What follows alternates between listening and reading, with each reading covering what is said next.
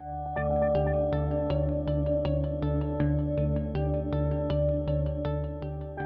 bien, rebonjour Maxime. Re-salut.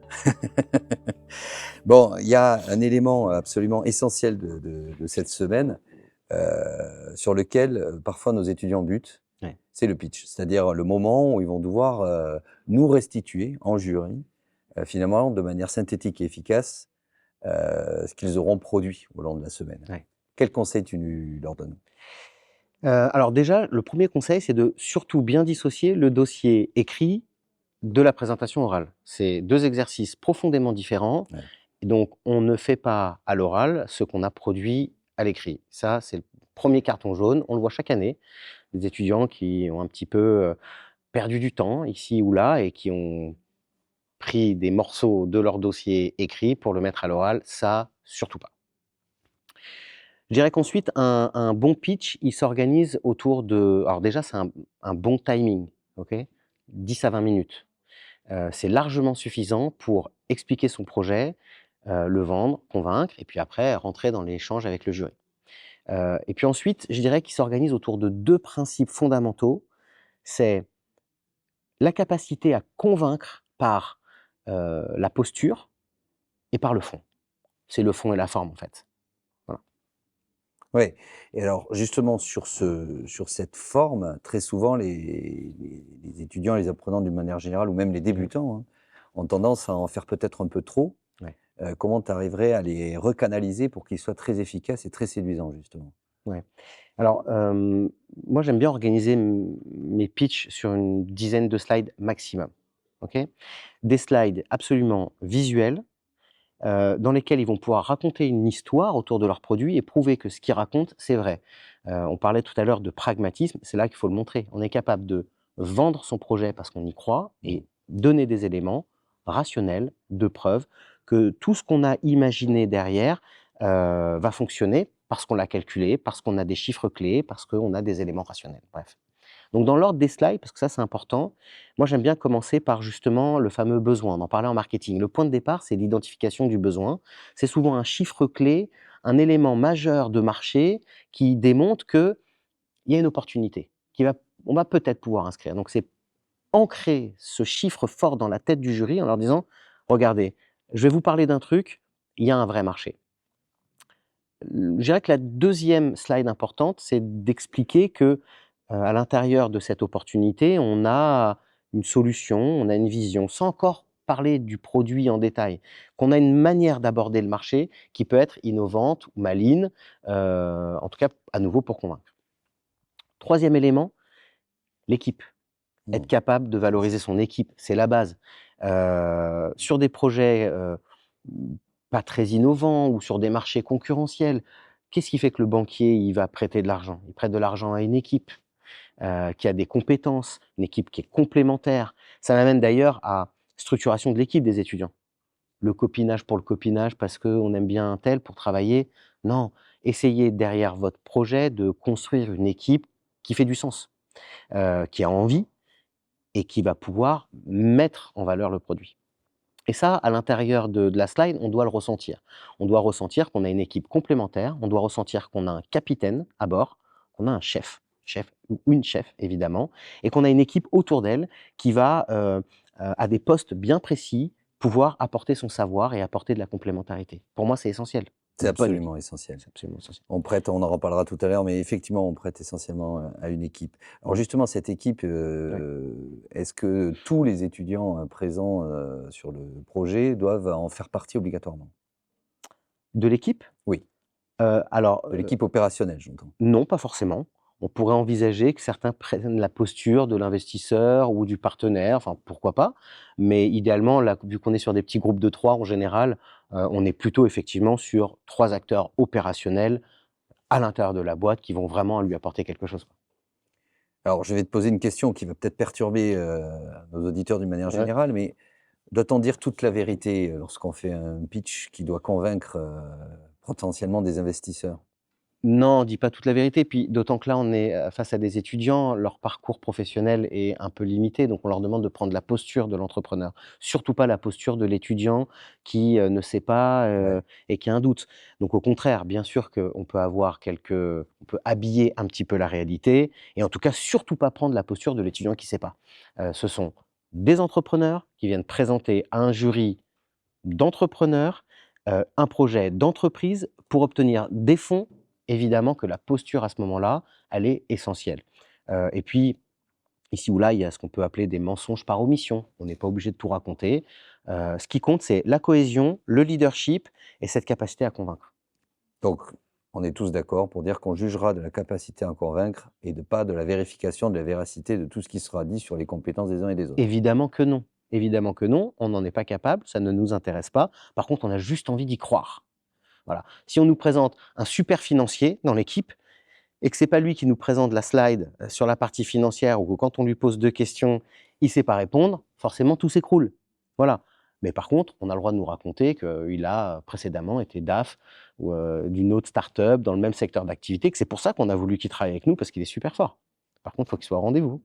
Ah oui, parce que s'il n'est pas au rendez-vous, effectivement, tout ça s'effondre. Tout s'effondre. Donc quelque part, un bon pitch, c'est quelque chose qui est séduisant du début jusqu'à la fin et où tout le monde peut y croire. Et tout le monde peut y croire, bien sûr. Alors, ça nous amène justement, cette équipe, une fois qu'elle a été réunie, qu'elle a développé ce leadership, elle doit, et c'est la slide d'après, présenter son produit. On est face à des étudiants qui sont normalement en capacité, de vendre. Donc là, on veut des vendeurs. On veut pas juste une présentation basique du produit. Mmh. Moi, j'ai envie de l'acheter ce produit. J'ai envie qu'on me donne envie de l'acheter. Donc on doit vraiment le présenter dans toutes ses caractéristiques, avec cette force de vente qui fait qu'on y croit à notre produit. Voilà, c'est essentiel. Donc on doit le montrer, le présenter. Tout ce qui est de l'ordre de la démonstration, de la maquette, physique, 3D, de la fabrication avec l'IA maintenant, de quelque chose qui va donner réalité au produit, tout ce qui va pouvoir donner envie au jury d'y croire que c'est vrai, qu'on a envie de l'acheter, c'est gagné. C'est essentiel de passer un temps significatif à ce moment-là sur la vente, enfin la présentation de notre produit. Absolument et je te rejoins, je viens juste de recruter, une ancienne tech deco, qui avait eu une très bonne note pendant cette semaine et elle nous avait préparé, enfin l'équipe avait préparé des cookies. Le projet n'avait rien d'original, Mmh. Mais les cookies mais étaient bons. les cookies, oui et le fait d'aller les vendre. Mmh. Alors, jusqu'où ils vont pour nous convaincre que le produit, tu parlais de ton grand-père dans une Mmh. intervention juste avant, comment on fait pour nous convaincre que le produit va se vendre? Bah, toutes les bonnes astuces, là, faut être un peu créatif et malin, mais tu parles de cette demoiselle qui avait créé des cookies. Elle irait faire un micro-trottoir avec ses cookies dans la rue pour les faire goûter avec juste des gens qui: «Mmh, c'est super, où est-ce que je peux les acheter?» C'est gagné. Donc tout ce qu'on va pouvoir inventer selon le type de produit, bien sûr, entre du B2B, du B2C, c'est pas du tout les mêmes marchés. Mais Mmh. tout ce qu'on va pouvoir faire pour illustrer que notre produit, il s'intègre dans une réalité de consommateur et qu'on a déjà des clients là, prêts à l'acheter parce qu'ils le trouvent bien, bon, que sais-je, c'est des éléments de preuve qui vont convaincre le jury. Et comment on conclut un bon pitch alors? Alors après, pour moi, il y a 2-3 éléments quand même à construire après tout ça. On doit quand même parler du modèle économique, justement, parce que c'est pas tout d'avoir des bons cookies. On les vend comment, hein? On les vend Ouais. sur internet, on les vend au supermarché, on les vend dans une boulangerie. Quel est le modèle économique? Combien on gagne par cookie? Comment on a construit notre prix de vente? Tous ces éléments du modèle économique en réalité, j'achète où? Je fabrique comment? Je vends comment? Je gagne quoi? Voilà, tous les fameux éléments pragmatiques dont on parlait, ils sont essentiels parce que le jury peut dire: Ils sont bons tes cookies, mais tu gagnes pas assez d'argent, donc j'ai pas envie d'investir». Voilà, c'est bête, mais il faut démontrer que notre modèle économique, il est rentable. L'autre point essentiel, c'est ce que moi je vais appeler l'accès au marché. C'est pas tout de se dire que nos cookies, on va les vendre, dans des supermarchés. Comment j'accède aux acheteurs de ces supermarchés? Est-ce que j'en ai déjà contacté? Est-ce que j'ai déjà une promesse d'achat? Est-ce que, j'ai réfléchi à la bonne équipe de commerciaux ou à la bonne stratégie de communication pour accéder à ces acheteurs? En B2B ou en B2C, peu importe, il faut quelque Mmh. chose de pragmatique, à nouveau, pour se dire: «Ah OK, ces cookies, on va pouvoir gagner de l'argent et en plus, je sais comment je peux les vendre et j'ai déjà presque une intention d'achat.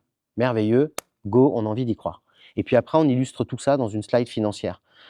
tous les tableaux que nos étudiants vont pouvoir faire rentrent dans leur dossier papier, ils doivent nous les synthétiser en une slide. Ouais. Moi, je veux voir la progression du chiffre d'affaires, la progression de la rentabilité, les masses de dépenses, pourcentage en marketing, en masse salariale, en frais de structure, dans les grandes louches. Je n'ai pas besoin de savoir qu'ils dépensent 117 € par mois d'électricité ou 12,50 € de ceci. Bon. Donc, on a besoin d'avoir une vraie vision pour comprendre, voir la rentabilité, puis c'est surtout, c'est le moment d'identifier le besoin en financement, de combien d'argent on a besoin pour financer notre trésorerie de départ avant de gagner de l'argent. Et c'est ce montant qu'on va venir demander au jury, soit sous forme de banque, soit sous forme d'investisseurs privés, mais on va en parler juste après, toi et moi, c'est essentiel. On a un besoin de financement lié à tout ce qu'on a envisagé jusque-là, et ben on a besoin de trouver cet argent auprès de quelqu'un. Voilà. Ouais, ça, c'est en général une excellente conclusion, mais j'ai une dernière question qui n'est Oui. pas évidente. Qu'est-ce Vas-y, qu'on réponds. fait si au cours de la semaine, on s'aperçoit que finalement ce projet n'est pas très rentable et que du coup on aura de grandes difficultés à démontrer dans le pitch que, il faut y aller? Mmh. Alors, ça arrive. Ça arrive et c'est pas si grave.